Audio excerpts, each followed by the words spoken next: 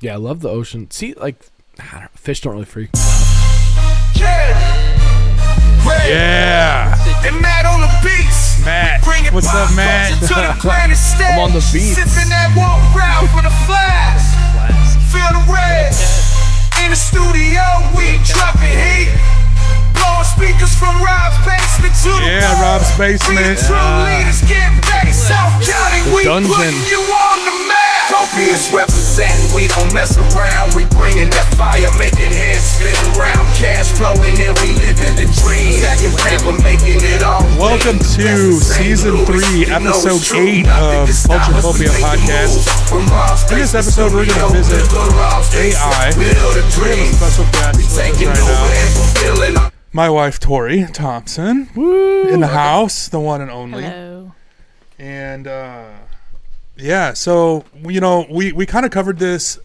Was this in our first season or second season? Second season, we did a bonus episode. I think that was when we brought Nate on, wasn't it, Nate? Nate, so. Weren't you here for the AI episode? That was Nate's first appearance. I think that was Nate's first appearance. Yep, he was a guest host and was like, this was really dope. I want to hang out with you guys and do this. And we were like, absolutely. But yeah, it was just kind of like a bonus episode, a little like I think maybe a 30-minute. It wasn't very long. So we're gonna go into a little more detail this time around. And of course, we mentioned last week Greg is not here. He ran away screaming to go swimming. He's doing something in or near the water. We know that much. Yeah. So the song that you guys just heard was actually written by AI. And Nate, you want to give us a little insight into how that came about? Well, all right. So there's a service out there. It's called Suno. And it's one of these services where you can type in some lyrics. You can type in a type of music. And then through the magic of whatever machine learning they've got, they turn that into a track. And so that song right there you just heard, I wrote some lyrics for it and then specified that I wanted like a trap beat that was kind of triumphant. And then I sprinkled in a lot of tropes about hanging out in the studio down here, and that's what you get at the other side of this one. So you get the choice to give it exactly the lyrics you want, or you can hit a button to generate some lyrics. And so that's pretty much it. That's the whole pattern of how these work. And man, the scope in which they can produce music is just—it's crazy. I've never seen something like this. Yeah. So we brought Tori on board for this because she's currently working for a company where she does. She's basically training. You're training AI, right? That's what it's called. Yeah. So we're going to get into that in a little bit. But, Nate, I'm going to come back to you. Why don't you give us a quick synopsis? Because I think a lot of people, when they hear AI, they think of Terminator and they think of Skynet and they think of all this negative, connotations that come along with AI. Failing to realize that we've used a version of AI for years. Siri is one of the first ones that kind of comes to mind. Yeah. So can you kind of start us off with kind of how AI kind of started coming around and we started using it and kind of get us to where we're at today? I mean, modern AI is, there's always been versions of this, like computer intelligence, that have just been, it's simulation essentially. So until the modern era of compute, like when video cards were invented, AI could start to begin. Because before, computers just weren't fast enough to do real AI. To crunch that much data it's too much. But it turns out these video cards that were really good for playing video games were also really good at doing machine learning and crunching tons and tons of math. And the people over at NVIDIA figured this out pretty early on. They're like, okay, not only are our cards good for video games, not only can they mine Bitcoin and currency, they can do machine learning. And that was something they knew probably 2017, 2016, laying the foundation for that. But the industry itself didn't really recognize it at first. Until, I'd say the biggest flag was OpenAI came out with ChatGPT. And when that came out, that hit the news, and people were able to get in and use this in a very concrete, like, oh, this is helpful for me today kind of way. And that kind of, in my opinion, is ushering in this modern era of AI that we're seeing now. ChatGPT kind of revolutionized AI for me. Full disclosure, I use ChatGPT to write our episode descriptions because I just don't have the time to sit there and write 4 or 5 paragraphs or 3 paragraphs or whatever. Yeah. And, I just, with everything, with the podcast and all that, I just don't have time. Another thing that Tori's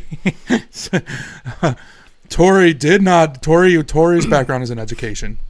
Yes. And languages. And languages. Yeah. So I was in school, it was last year, and I had a final coming up.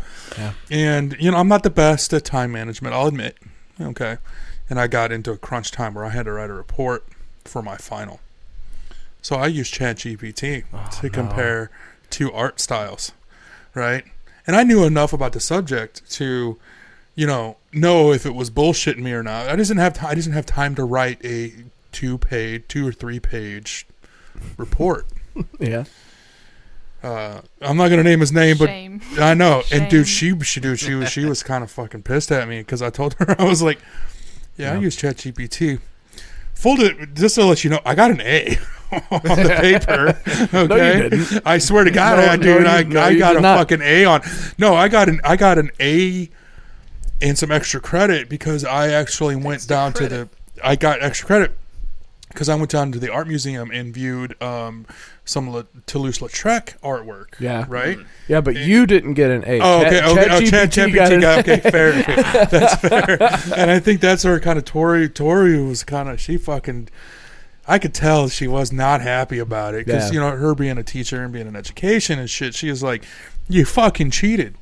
And I'm like, kinda? No, 100%. Yeah. That's 100% cheating if you use it to write your entire paper. Well, it was just everything but the last paragraph. Yeah. Then. Let's play devil's advocate for a minute. At what line do these tools become cheating and what line do they become tools? Because let's take the example of the calculator, and I go to my accountant or something, and they decide to keep it real and break out the abacus and slide the things over, and it takes them 5 years to do my taxes, and they F it up. Yeah. Would I be like, why aren't you using a calculator? Yeah. Is that cheating at that point? Yeah, but numbers suck. They might suck. I don't think using a calculator for equations is cheating per se. That's not why you hired an accountant. You can add 2 + 2. Sure, absolutely can. But you don't understand it, whether it's the tax code or whatever it is. Yeah. And I would want an accountant who had an understanding of the tax code and didn't have to ChatGPT and reference that. So. Yeah, there it is. And they're already developing tools to check students' papers. Yeah. I mean, there's always been plagiarism tools, even. And I'll be honest, my instructor was pretty fucking sharp too. Like, he gave me a pass on it, but I had written papers prior to that myself. Yeah. Fully written them on my own. And okay, good for you. Yeah, I didn't. It was just on the last one because I ran out of time. But I'm pretty certain he knew that I may not have written it, but he gave me some leeway on it. I think he gave me some leeway on it, but. Well, you went to the art museum.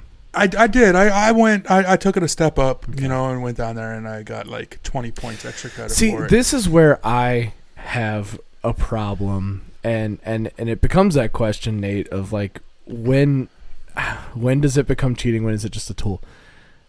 Let's use that example. You went to the art museum. You took in those pieces of art, dude. Imagine if that person just did I don't know. It's to me when you take the human element out of it.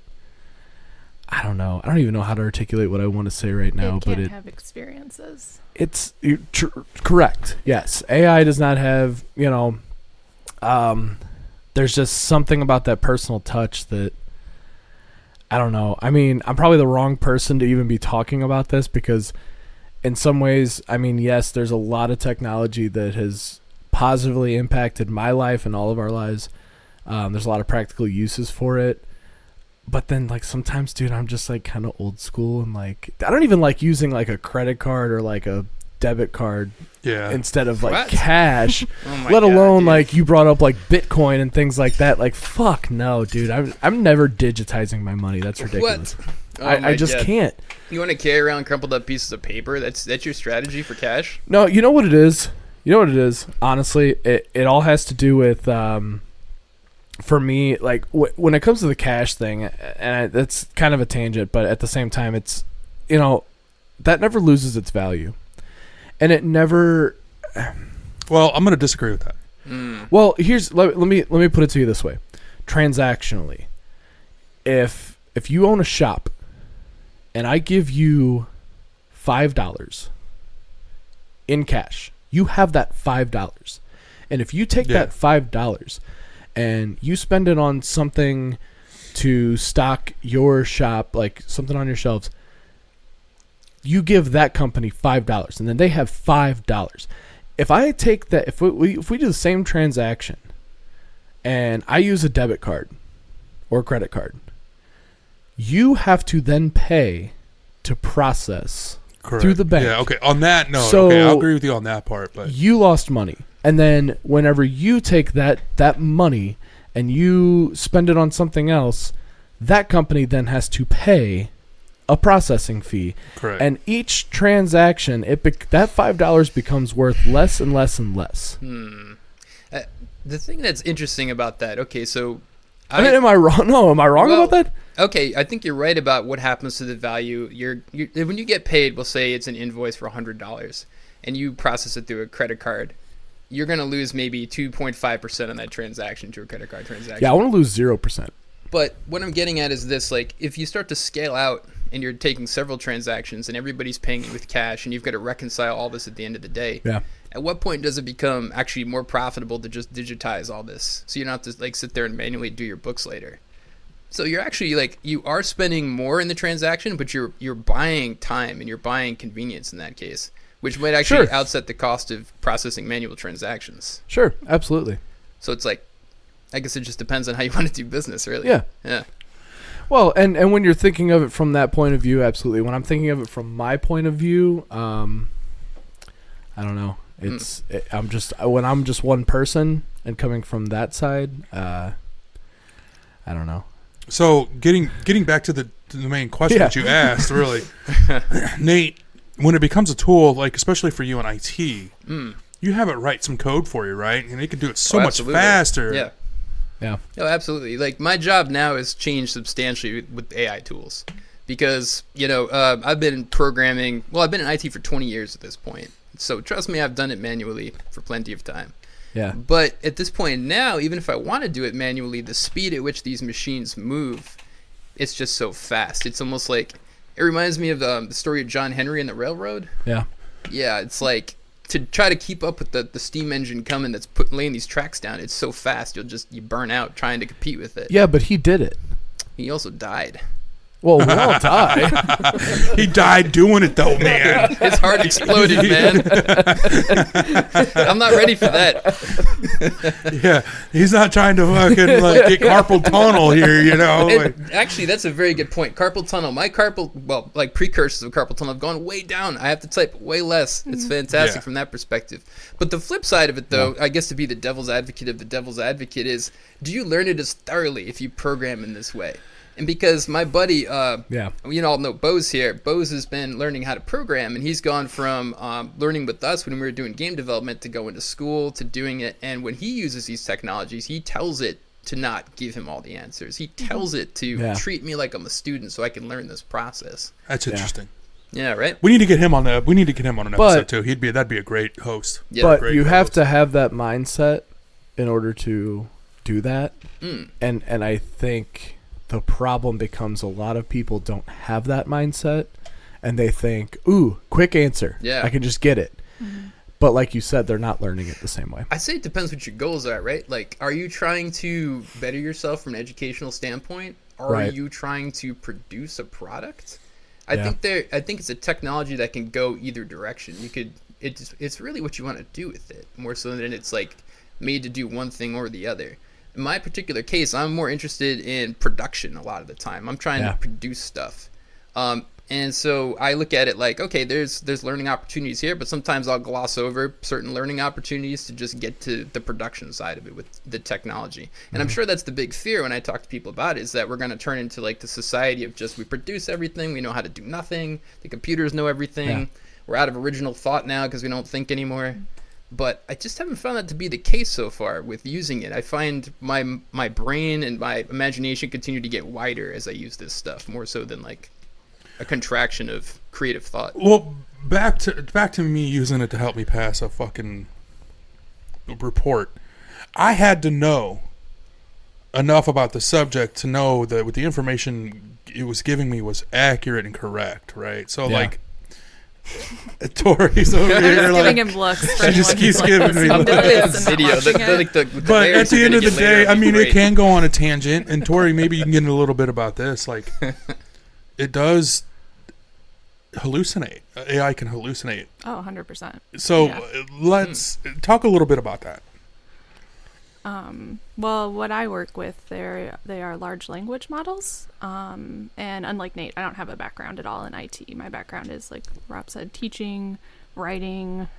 And so one of the key things that we look for, and the prompt can be literally anything someone would want to ask an AI. And you have to check and see if it's correct, because it's pulling its knowledge from the base it was giving, and the internet is not infallible as much as some people would like it to be. So you have to make sure that it's unbiased, it's using the correct type of language, and that it's giving you facts. And that's, I think, kind of what Matt was saying. The human element is important because of how things can be interpreted. You get that, like learning second languages and that sort of thing, and learning the intricacies of that. So, but to the point of you using that essay, almost get away. Yeah, no, you're not getting away with this. The whole point of that exercise is to prove that you understand the material. Yes. And the best way to prove you understand material, just as I'm doing right now, is trying to explain it to someone else, right? Right. And so if you're using the AI to write it, you can check it, right? And there's tasks I skip all the time because I don't have the coding experience. There's like how-to things. I don't know how to do this. I'll skip cooking things even because I don't cook, right? And it's not my area of expertise, but there are certain things that I am really good at, and that's what I can analyze and say, all of this is correct. This is how it can be improved. For example, even writing quality of it. Is this repetitious? It's basically just to give the most ideal answer that you can that's going to be helpful and accurate and kind of sound human-like, but remembering it's not actually a human giving you the answer. So there again, I'm not going to defend myself. What I did was not really on the level. But it's interesting. The whole ethical, philosophical questions behind it are super interesting. If I would have written that thing, because I'd read every other paper leading up to that, time management is a struggle for me, and like I ran out of time and I needed to get it done. But I knew enough of the subject that I could have written it. I could have written it as well, but I would have had to have done my research. Yeah, and gone through my notes. That's the point of the exactly. But if I had the time, you know what I'm saying. And by the way, I'm working full time and going to school full time. So my thought on this is school sometimes gives these superfluous activities. That's what I think too. Is the nature of school is also to be called into question here, like. Because you're doing these simulations in school to try to like get ready for the real world. What real world are you walking into now? And for better or worse, you're walking into one where you can ask a computer to generate you a whole entire paragraph of something. Like where do we land on spell check these days? Is that okay? I hope it is, because I rely on that heavily. I can't even articulate. I mean, that's an interesting, because that's technically AI, is it not? I mean, it is. Yeah, it's all predictive. Machine intelligence. Yeah. I think So, I mean, if you're going to be a writing major, I'd say you might have some trouble. Yeah, so that was the thing. Yeah, this was for like it was you couldn't do that in the history of graphic communications. You know, so it was compare two different art styles. Why are they different? Why are they alike? Yeah, and how do we see it in today's society? Kind of. Go ahead. No, go ahead. Okay. I talk a lot. You have your time. Trust me. So for me, coming from a liberal arts background, I feel like no knowledge is ever wasted. And so it's for the writing piece, it's learning how to express yourself. So even if you never need to write, a paper again in your life, you're learning how to present your ideas to an audience for them to understand it. Correct. Yes. And so that's what points I would make with my students when it was like, I was teaching statistics at one point somehow. And I was like, I don't care if you remember these formulas ever. We'll go through like the math. That's another form of critical thinking and beneficial. But for me, what I want you to get out of this is how to analyze a survey. If you read something online and they say 80% of people had this opinion, I want you to be able to look at the little n for the sample size. Yeah. Is this valuable information? Is it biased information? Mm-hmm. So we got to bring up on this topic too, because while we're on it, Tori's sister is she's a teacher technically she teaches a university class. In a university class in Indiana, and she was doing art, and she had a student submit a paper. Ooh. And like I said, they have tools they can run it through at this point. But yeah, her tool, Katie's tool, is Tori. In part, she wanted a second opinion, I think. And what did you conclude? That it was likely AI. And why did you come to that conclusion? It's a little harder to say because I didn't know the student and know their past writing. But given the context that it was a kind of introductory art class at a tech school, so most kids probably aren't majoring in the humanities, right? Mm-hmm. The level of writing was fairly elevated, but also there's a certain cadence, almost roboticness to it. If you've read enough of it, I couldn't say like 100%, every time, but they like to like pair adjectives, so it's never just one adjective. It'll be this and this and this. And there are certain turns of phrases that I, as a fairly decent writer, would not have said or come up with. And so it's like for a freshman student, they pulled the thesaurus out of their ass from this one, and you're like, what the fuck? Well, that usually when they do that, then they're using the words wrong, which, that happens too. But it's just a combination of factors. So while we've got your attention on you, why don't you explain? My favorite thing. Yeah, I know. She's like, thank you for doing this, Tori. Yeah. By the way, I love you. Yeah. Give me some ice cream later. Yeah, absolutely. Well, you've got some Ben & Jerry's up there, by the way. I don't know if you forgot about that or not. God damn it, dude. We don't get ice cream either. The fucking... Right? Dude, the favoritism is ridiculous. Why don't you explain a little bit about what you've been doing? And you've been doing this... I started... about a year now? Or not quite. Not quite a year. I started in October as a side gig. It's been since October? Yeah. Why does it feel so much longer now? Because time... is a concept. We could get 100%. Into a whole thing about Yeah. that one. Yeah. Yeah, so I started in October just as like a gig to kind of make extra money. I wanted something flexible that I could do when I wanted, as much as I wanted. And I'm kind of interested in how it works a little bit too, just because it's not going to go away. And I was curious to see what was behind it. But yeah, so it started out as a lot of just like using a rubric to analyze like a prompt with 2 responses. Which one of these is better? And then rating it and then explaining in a few sentences why. So there's a lot of justification behind what you're thinking.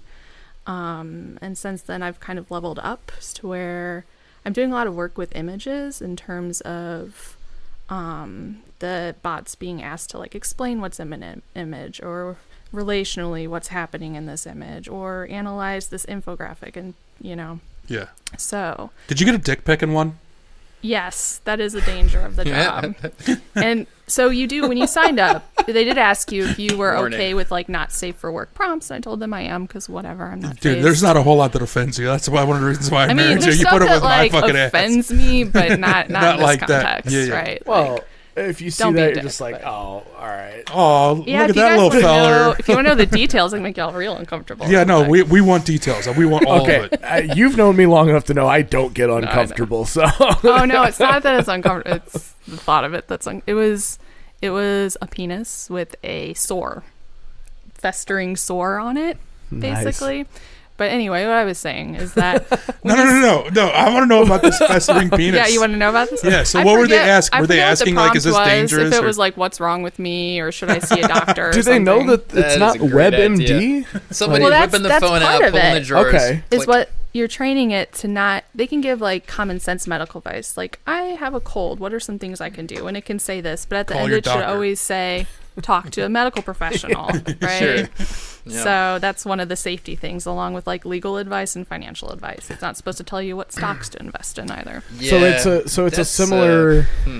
Good. It's kind of the same. Like, it's a similar program to like what they use on like WebMD, where you can take a picture like that upload it and say, hey, what is this? And like, So do they use something like that for WebMD? I don't know. You upload these dick WebMD pics is to mostly WebMD. just you Google your symptoms and then tells you you're dying. Is it? Okay, I don't You're like a public works. form. listen. I don't even go to the doctor, so I definitely don't ask the internet what's wrong with me. I know what's wrong with me. If my head hurts, my head hurts. I take an ibuprofen and I lay down. Like I don't like. I'm not. I tell you don't what, know. some of these things that were at the end, as Tori mentioned, it will say like, but consult your lawyer, but consult your accountant, but consult your doctor. Yeah. The irony, though, is some of the information coming out of it is actually like extremely good, and then they'll post it at the end there, but ask your doctor. And then you go to the doctor and you ask them, they're like, oh, shit. Hold on, let me check this out. And then they hit fucking ChatGPT and they're typing it in and they're going on the internet and researching. Because I don't know if you guys have known people in the medical profession. I've known a lot of them. And guess what? They love Google. But they've got the context and the training education to know and how to training. interpret all that Right, information. So it is important to Okay. keep in mind that even though you can pull out like maybe super intelligence from these systems, are you in a position to wield it properly? So that's where the fear comes in that you talked about. And I'm not saying I agree with it, but I guess I'm posing more of a question of like, as this stuff gets more advanced and more popular, are we going to continue to have people, like you said, in your personal experience and mine and yours, everyone here, like, we know well enough, okay, I'll go on a tangent here for a second. Me personally, I am a lazy person by nature. Had this stuff been around when I was in high school, I probably would have used that shit to write my papers and stuff. Now, Thanks, Matt. that doesn't mean that I'm not an intelligent person. And I've actually found that you're not going to like where I'm going with it. No, go ahead. Because I have found Here goes the that bus. when I take those shortcuts, I don't get as good of results as when I put in the actual work. And that's in anything in my life. Writing a paper, tasks I do at work, whatever it is, I've done the shortcuts. And usually I have to learn that lesson the hard way, where I'm like, oh man, that really wasn't as good. And I didn't get as good of results because I took these shortcuts. And, putting in the effort and doing it myself really is what helps me excel at whatever it is I'm trying to do. Now, I think the fear is, as these programs and all of this stuff, again, like I said, becomes more popular, advances, are we still going to have that same mentality of like, are we still going to have those people who want to excel and do it on their own, or is it just going to become a way for them to be like, okay, I can just use this program? No, Neil deGrasse Tyson is one of my favorite people of all times. Yeah.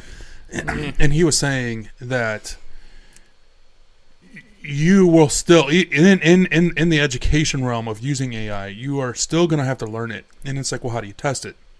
Oration. Right. So you're going to have to go up. Sorry, was that oration? Oration. So Okay. like go up and like give an oral report, right, on the particular topic. That's a good And idea. that's how you get around that. Now, there again, I am not defending myself by using this. I was already getting an A in the class.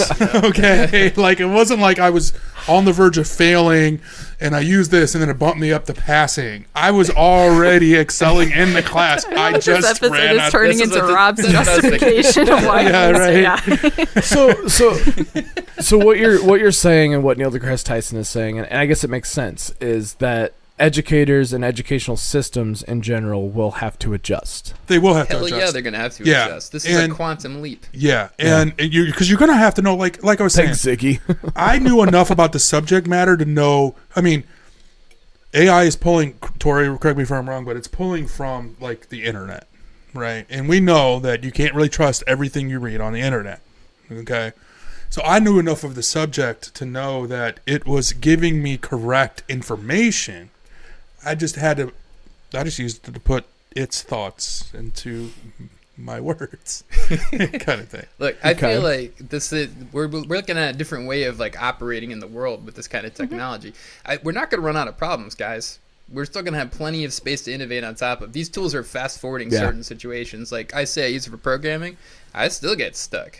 Now it's Yeah. like accelerating certain parts of it, but the challenge is still there. The growth opportunity is still there. But Because you have to know.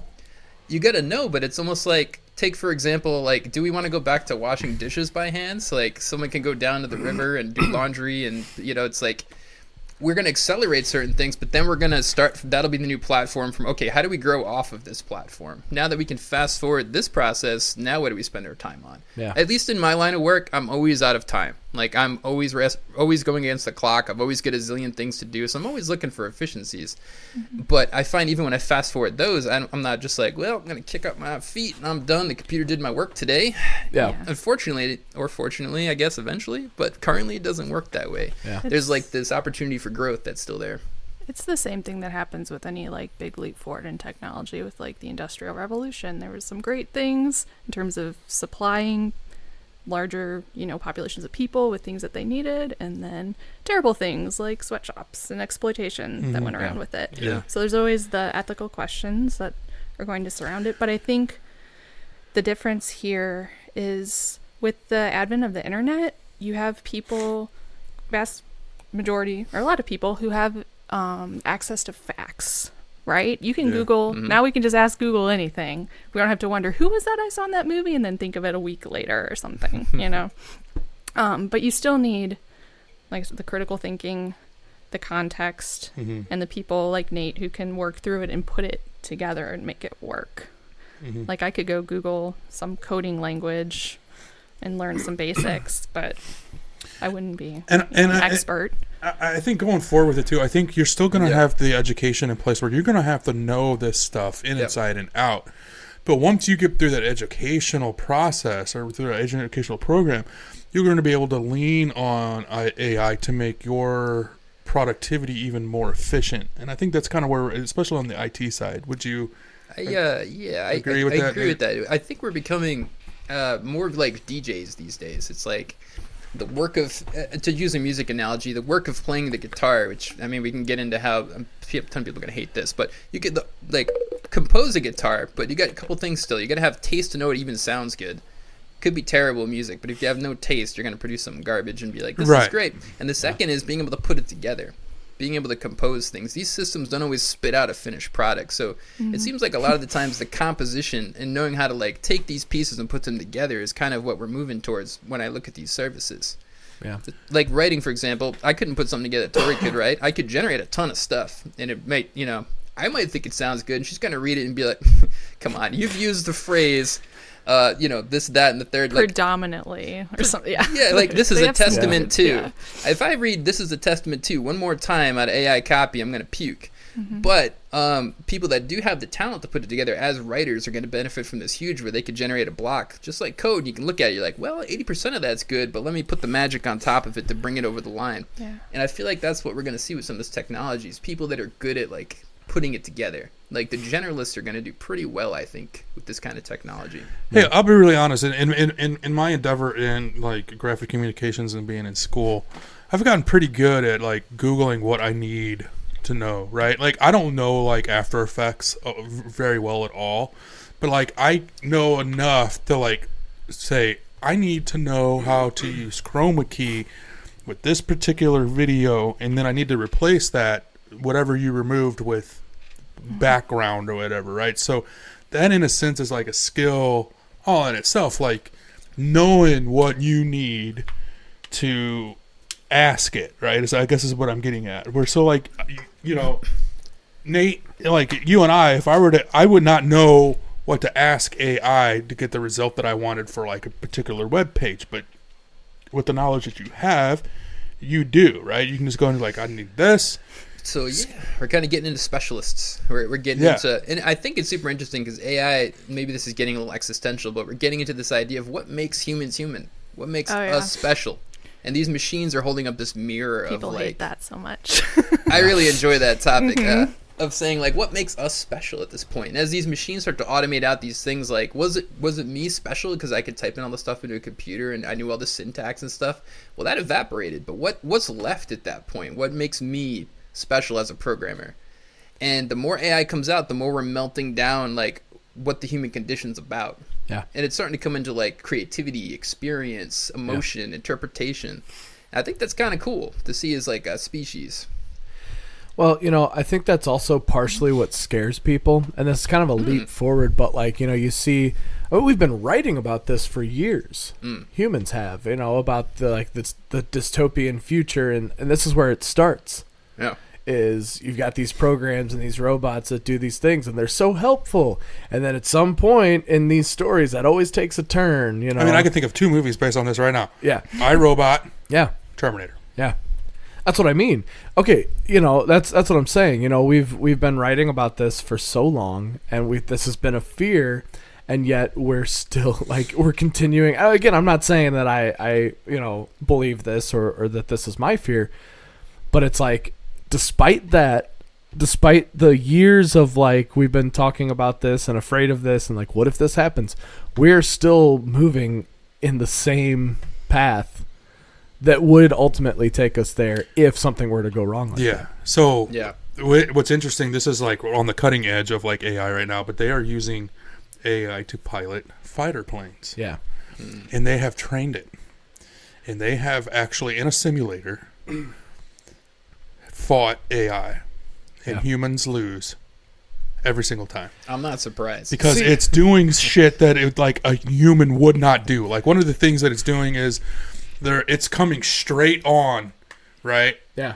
And I was watching an interview about some pilots, and they were saying that the moves that it was doing, no human would think of doing. Yeah.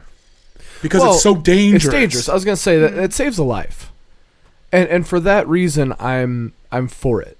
Yeah. If it saves lives. Now, I mean, war in general is a whole nother topic that I could say I have a lot of problems with. Yeah. But if we're saving lives, I get it. And I'm okay with that. And people might say, okay, well, I'm not of the opinion that that takes away jobs, because who's going to fly that? Well, you still need somebody to operate, correct, maintain it, and all those things. So, we're just moving. It's just moving parts. It's just instead of here, you're here now. Well, getting onto saving lives, they're using it for pharmaceutical manufacturing. Yeah. Right, coming up with new drugs and stuff like that, and it's so fast, where it would take a person 100 hours to do to figure out this one thing. It's taking it 100 seconds, kind of thing. So that's one of the strengths of these large language models, is they're able to synthesize across several topics at one time. So take drug interactions, for example. If you're going to, take turmeric or something, you can ask these models, what do you know about turmeric and what does it interact with? And it can give you a list of this information pretty quickly. That's actually one of my favorite things to do with AI now, is these cross-disciplinary queries about types of information. For example, I at home have these jars full of all these random, I take ashwagandha and red reishi and lion's mane and all these powders and supplements and stuff that I order off of Amazon, and I'm well, do these things interact? And this thing's been pretty helpful for me to proof out what does and what doesn't. Whereas I could do that with Google, it just takes forever. But at the bottom it says consult your doctor. But see, and that's the thing. And that's the thing, though. But I don't. it can't give you information that's not already out there, right? That's an interesting question. It can't know or learn anything that we don't already know. Well, I don't know, though. You get into this question of what is synthetic learning? Yeah. What's learning to begin with? What is learning something new? Yeah. Did we just read it out of a book and we know something new? What is the process of learning and creating something new? Well, let's use the example of like you said, different medicines or supplements, whatever it is, and how do they interact and all that stuff. Somebody tested that to find that out, right? I'm genuinely asking. Yeah, so I'm thinking it through. That's where the AI program gets the information from. The AI program is digesting the internet.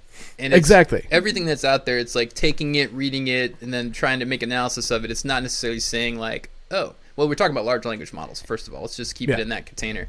They're not running specific, let's research this molecule, essentially, and figure out where it can dock. And it's not meaning-based, from my understanding, either. It's all predictive text as well. Okay. which is maybe less relevant to your example, but like if I ask it to write a poem, it's not, taking inspiration from nature as a person would. Right. It says, okay, you want a poem, and in my experience, it only knows how to do one rhyme scheme. If you ask for anything else, sorry, not happening. So it's not there yet. Poets, you're going to be okay for a while. So it can't even digest like a late 80s Billy Joel song. And you could ask it to write in the Billy Joel's, style. Yeah. And it could take it as Billy Joel songs and then says, okay, he references pianos a lot, so I'm going to put a piano in this. But it's not because it understands what a piano is or how a piano sounds, right? But I take like for example, like the song "Innocent Man." If you don't know it, like the rhyme scheme is not like A B A B. It can't even do that. Most right? Of the time. It's very like it's a little more intricate. So when it comes to things like that, again, like you're kind of lost without that human element. I've read things like stories and the creative writing side that I'm like, this is good. It's clever. It's not wise. It's not impressing me in a way that the books upstairs in my library do at this point. So. Yeah. Hence why I used it to write my report. Oh, And good see, Lord. Because it was good enough. The thing there is that's analytical writing, and I think in It's not terms of prose. where it's going to maybe come for people's jobs is going to be more of that technical, fact-based ABC outline type writing, right? I agree. And that's a legitimate concern for people, of course. But as far as the Yeah. creative writing goes, like No, it's not that.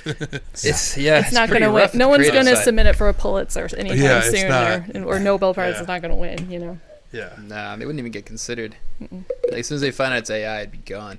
There's a lot of take anime cons and stuff where they'll just flat out ban it. What do you guys think of that? It's like you go to an anime con, they're like, you can bring your stuff here, but if it's AI generated, out. I think there should be at least like a disclaimer about it. If you're selling your art, and I'd rather support someone who put hours and pay that kind of price if I can afford it Yeah. into art than someone who typed in. Yes. It's clever. Let's talk about that for a minute. Let's talk about this idea of almost call it like sweat equity in whatever you've produced. Where do you guys land on that when you're going to buy, like, let's say you're going to buy a piece of artwork and you're going to hang it on your wall and you're going to pay a few $100 for this. What are you thinking when you're looking at that art? You've got two pieces on the wall. Maybe they're identical. One was produced with the computer. Somebody hand painted the other one. I'm going to go with the hand painted one every time. Why is that? The effort that was put into it by a human being. It just, means something more to me. Like, it's the same thing as like buying a handcrafted item over a highly reproduced manufactured item. I'm going to usually go with the handcrafted one every time. I'm going to say it really depends on like what are we talking about here? Are we talking about like if you're using the example of like a painting, is it a print? Two paintings. One, a machine just made it out of AI. It took its tiny robot hand and went and painted it in like 15 minutes. Really? The other one, someone it took like 3 days to hand paint it. So they're actual paintings. Yeah, They're- actual I paintings. I think that's something you can see in the physicality of the actual piece of art. If you look at it, you can see the brushstrokes, you can see the attention to detail, you can see the time that was taken. But again, using art as an example, I think that'd be easy to replicate with AI now. Because like you said, you got a robot hand painting it, and possibly it can do it in 15 minutes where like the hand painted one, it took like possibly 3 days. Well, I'm just I'm fishing for opinions on like what is the value of the human process, like because I find a lot of examples of sometimes we don't care about the process at all. We just want the products, and other times we care deeply about the process. Well, art's an interesting example because it's extremely subjective. I could look at a piece of art and feel very moved, and you could look at it and be like, that's a piece of junk, dude. I would never put that anywhere in my house. But because there was something in it that like spoke to me, I place a much higher value on it. Whether that's monetary or just sentimental or whatever it is, I'd say a better example, and what kind of made me think of this is, Rob, you were talking about like, you could mimic the human hand motion and things like that with AI and a robot. So let me put it to you this way. You're getting a massage. Now we've all sat in those massage chairs I hate those. with the thing that moves. You know what I'm saying? A person could use their hands to do the same thing. Why, with that human touch, does that feel so much better? It's a very good point. You know? A very good point. Biological need, probably. The human, the human aspects, because the machines creep me out. I don't like them. I sit at the gym and I'll put my, you know what? They're like, just try the massage machine. I put my 50 cents in it, massage your legs and stuff. I couldn't get out of that quick enough. I feel like I was trapped and this robot was molesting me. You've got somebody, let's say, like, and especially let's put an emotional connection to it. Your wife comes, massages your legs. You know That's what I mean? lovely. You know what I mean? Exactly. There's something you just can't put a value on that emotional connection. You can't. The machines don't have it, right? No. They just produce and that's it. Absolutely. You can get tattooed by a machine now. Oh, wow. Oh, yeah. It's in Austin. Yeah, why don't you explain that a little bit? Because that was kind of interesting. So, from what I understand, and I may get some of it wrong, but they do pay like artists to design things for them, so there is some representation there.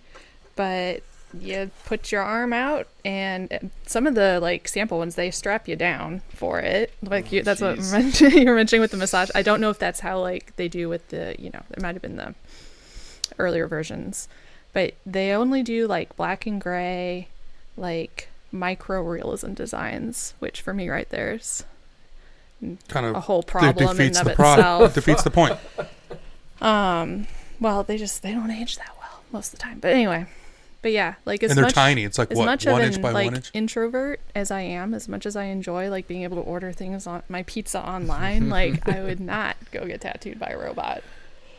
Well, Right? again, it takes all of the emotion out of it. But and as you were saying that, I'm just sitting here thinking, and I want to shout out Transcendent Tattoo Collective in Arnold, Missouri, because that's where I go. My guy Jay Johnson's there, Jake Denoyer. They're great guys.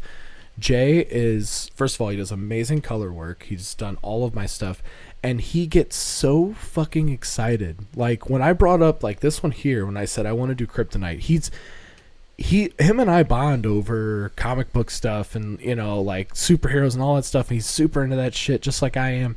And he got fucking excited, man. Like, machine don't get excited about putting that on you. It's just like, what you want, boom, there you go. Yeah. This dude is like, I've never done that before. I want to do that. I'm stoked about it. And, you know, he's thinking about the colors he wants to put in it and how he wants to make it look, you know. And it's just, that connection is gone when you do something like what you were just talking about. And you have a unique piece too, even if Absolutely. someone goes on the internet and copies it, which is another problem out there. You know, That happens. but there's yeah, artists that it's do yours, that too. and it's probably going to look better than Yeah. people who copied it anyway. There's artists I know artists that'll do that. They'll look at something and you know, you can look at something for inspiration. You can even look at something and take that image, but they put their own spin on it. They put their own colors in it. They make it their own, and it's still something that they're proud of. It's totally different from And, tattoo copying. Yeah. So I'm beginning to wonder if we're starting to hit the limit on our disconnection with manufacturing, because for a long time you can get stuff at like Dollar Tree for $1, and it comes from whoever knows in China. They made 7,000 of these bottles and they made it here, and that's been fine for a long time. And our food comes in cereal boxes, and we don't give a shit where that was produced, and it falls out of a machine and we eat it, and that's fine. But now with AI producing like human level stuff, maybe we're starting to look at this thing like, where are our products coming from? And do we care if there's an emotional connection to them or not? Art seems to be one of the most charged ones as far as like, do we care about the human connection or not? Yeah. But I'm wondering if that's going to have a trickle back effect. Like AI may cause this whiplash effect of like, now that we're surrounded by a perfect copy that falls out of these machines and our perfect emails with our perfect graphics, is it going to take like a human connection for us to be like, to get our attention anymore? Like, unless someone's looking me in the eyes, I'll be like, that's robot pitch that's just coming out of all these things. Do you think this will maybe cause like a consciousness kind of reevaluation? I mean, I think Marx talked about that with like the idea of the alienation of labor from people. So like back in the day, if you bought a basket, it was hand woven by someone, and that person got not only the value that you paid for the basket, but like the satisfaction of creating this thing and providing it to someone else. So, and now you're at the point where, it comes out of a factory or whatever. You kind of summed up why we kind of do this podcast in a way, because communists, is that why? Well, no. Oh boy. But leave it. producing something to put out there, right? We're putting our opinions out there. We're creating something from nothing and having somebody digest it, take it in, and enjoy it. We do it because we like to do it, but I also do it because I hope people enjoy our content. Does that make sense? Communism was just a red herring. Well, I think podcast is interesting to me because to me it's mostly personality. Like you show up, so you want to hear about Matt, you want to hear from Rob, Tori, maybe even myself occasionally, because of who we are and our perspective. You could get facts off the internet, but you can't get our perspective anywhere else. No. I also think too that I think we're going to get into a spot where it's like we're so used to everything being so mass produced and AI is doing this and doing that we are going to start paying extra for these hand-painted works, these handwritten work, verified original art pieces, because they're going to start becoming more rare. It could be a whole whiplash effect. It would actually be pretty interesting if artists started... Because, okay, here's a slight rant on the other side of it. As someone who's produced a lot of art with no artificial intelligence for a long time, and now I got my hands on artificial intelligence, it takes a long time to produce artwork. Yeah. And some of it is not appreciated. Yeah. And some of it just goes into, the void and the ether, and hopefully you get a good experience out of it because no one else gives a shit. So AI actually speeds up the process to figure out if someone's going to give a shit or not sometimes with the concept work, which is kind of interesting. Because I found sometimes, take making video games, for example. That is a tremendous amount of effort. And the people who play it sometimes, they might try it for 5 minutes and that was it. Yeah. And it's on the artist at that point to absorb all the effort, all the cost, and all the time to make something for people. And that's ultimately not appreciated. So to hit the acceleration on some of those cycles, I think, is actually kind of nice. But the flip side of it then becomes, a machine made this, so this is probably crap. If we get back to the point where if this causes a traditional artist to be more appreciated and actually their work is someone stops to take the time to appreciate they made this by hand, that could be a good outcome. Yeah. So Tori, we haven't really gotten into detail about what you do, so I think we got derailed by the dick pic thing. the dick pic. So why don't you explain in a little more detail on what you're doing? So what I'm doing currently, I've actually got to the point where I'm rating other people's work. So if it's good, bad, okay. And but so before that's when you started. Well, but that's the quality standard part coming in, right? So you have multiple people looking at something, and when you have that, there's less case of biases and things coming into play. But so a lot of what I do is there's an image and then helping the AI describe that image, but analyze that image, and it's in many different ways. So sometimes it's running it through the bots and seeing what they say. So you might have two of them, and then you rate which one is better and why, and then you take that response and then you edit it to make it even better. Or you might just suggest edits. Maybe you don't edit it yourself, but you suggest it.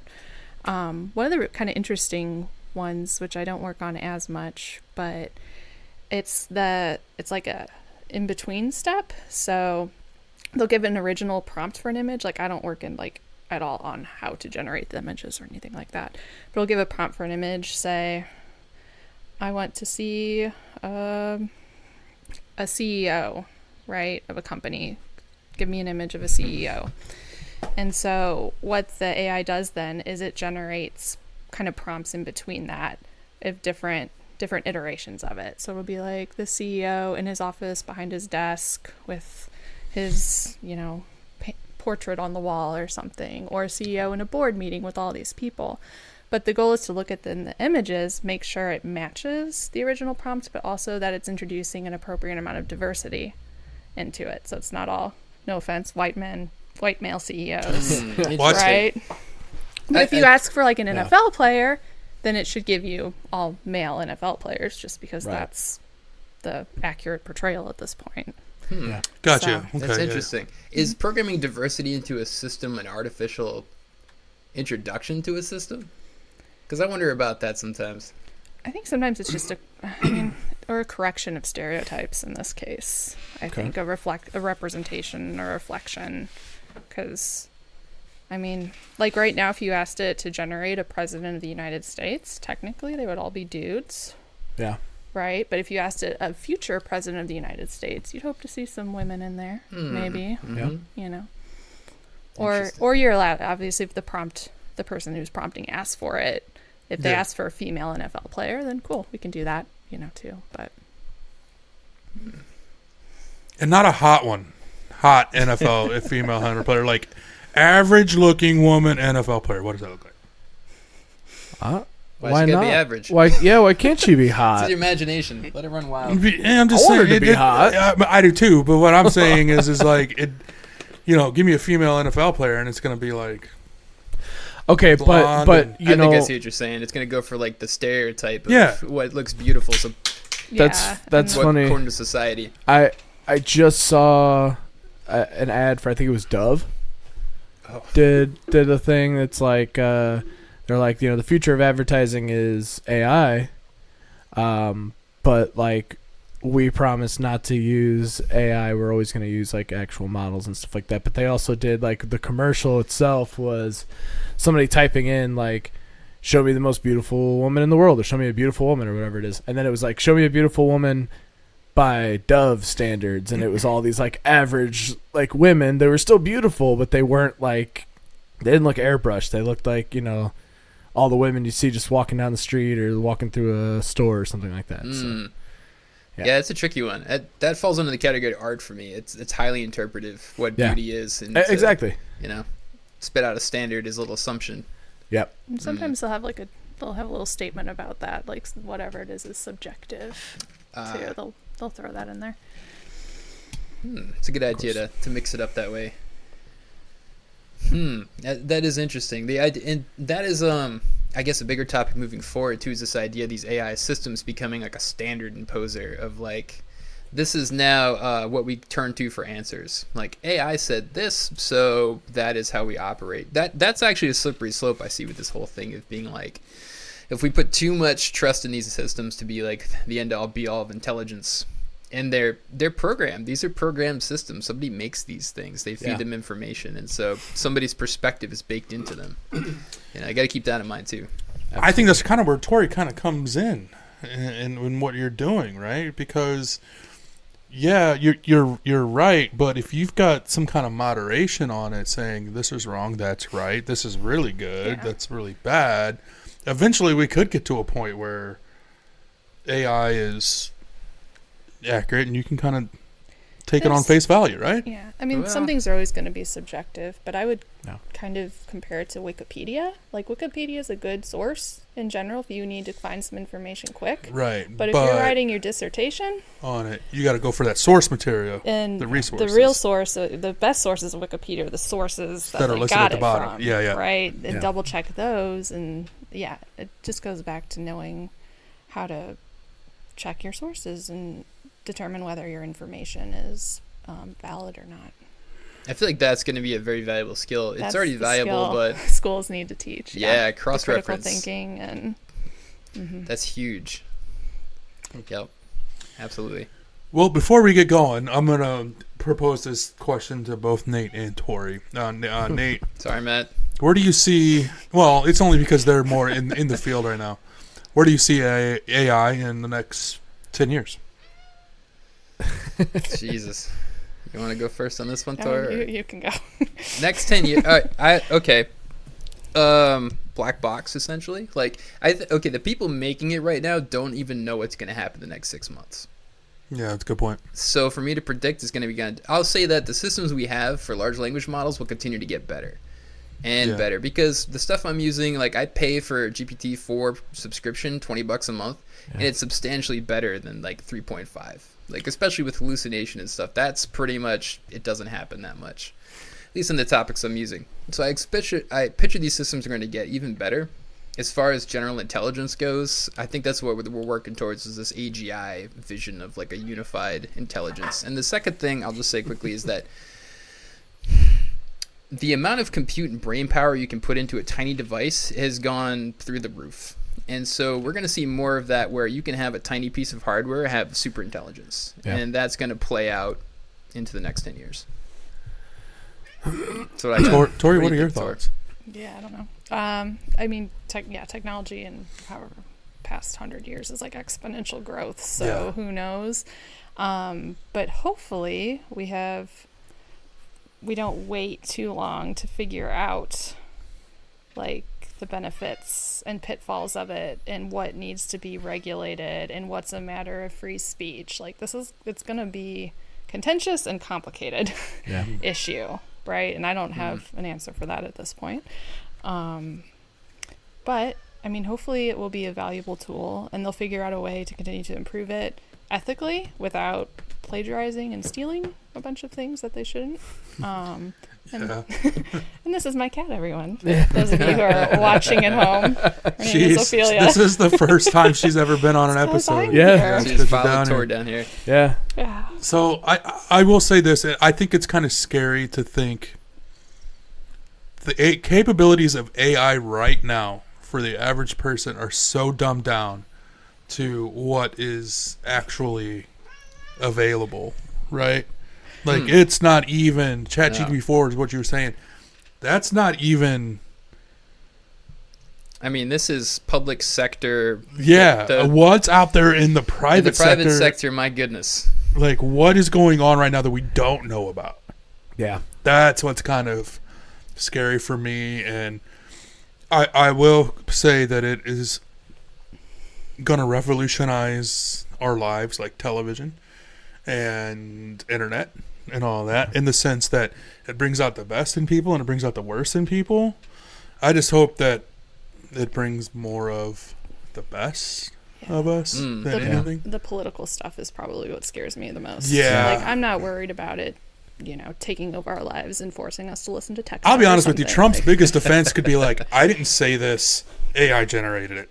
Yeah. You know what I'm saying? But we all know that ain't true. Yeah. And that goes back to like the critical thinking, being able to analyze information. When people are caught in these echo chambers and just believe what they see, it's bad. So all right, well, we're gonna get going before Fifi has a fucking conniption on us and starts destroying my studio for lack of attention. So where are we leaving it? Slightly scared, mostly optimistic. Yes, I would agree with that. Yeah, slightly fearful, but overall, optimistic. That's how I would sum it up. And one of the reasons why is because we have someone like Tori, who is probably the most moralistic person that I know in my life. Yeah. Well, thank you. I tell a story. Yeah. Her and I had just moved in together. We were living in an apartment right there at Baumgartner and Telegraph, and we went to that Schnucks right there, and we went through like a self-checkout line, right? And I'm like looking down, I'm getting ready to pay, and I'm like, oh, there's $5 here. Sweet. Yeah. I got $5. Like, in there. Tori looks at me and she's like, what are you doing? I'm like, what are you talking about? I just found $5. She's like, that don't belong to you. Yeah. I'm like, so? She's like, you're going to turn that in, right? And I'm like, no, I'm not. And she's like, no, you're going to turn it in because it doesn't belong to you. Yeah. And I did. And it fucking irked me. It like perturbed me a little bit. But then I started thinking about it. Yeah. What if that person's $5? What if that was like gas for they pick up their kid from daycare one time or something, and they came back and like, or they're struggling. Yeah. And that $5 makes all the world a difference to them, and they come back and like, sorry, $5 is gone. Yeah. Somebody took it. You know what I mean? Like, anyway. But yeah, so I think we're going to end it on AI as slightly fearful, but overall slightly fearful, mostly optimistic. I would add for myself, generally uninvolved.